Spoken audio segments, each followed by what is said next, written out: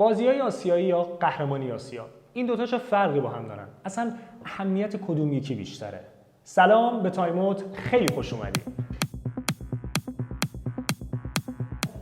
می‌خوایم بدونیم بازی‌های آسیایی و قهرمانی آسیا چی هستن، چون این دوتا با هم فرق دارن.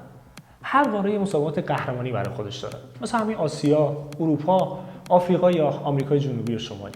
این مسابقات خیلی مهمن، چرا که نتیجه این بازی‌ها توی جدول رنکینگ جهانی تاثیر مستقیم داره. از طرفی هم یه کری بین کشورها هست که قدرتشون رو به هم دیکته کنن و قهرمان قاره‌شون بشن.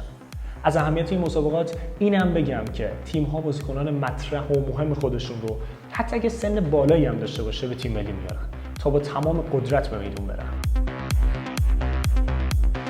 اما بریم سراغ بازی‌های آسیایی. مسابقاتی که از سال 1951 استارت خورده و فقط هم مختص والیبال نیست. مثل المپیک کلی رشته مختلف داره. به خاطر همینه که بهش المپیک آسیایی هم میگن. اما در مورد والیبال بگم که نتیجه مسابقات توی این بازی‌ها هیچ تأثیری روی جدول رنکینگ یا همون امتیازات جهانی نداره.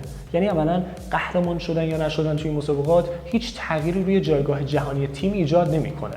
اما میتونه اهمیت قاره‌ای یا کشوری داشته باشه، یا شاید هم میشه بهش به عنوان یه تعداد بازی‌های تدارکاتی نگاه کرد. نظر شما چیه؟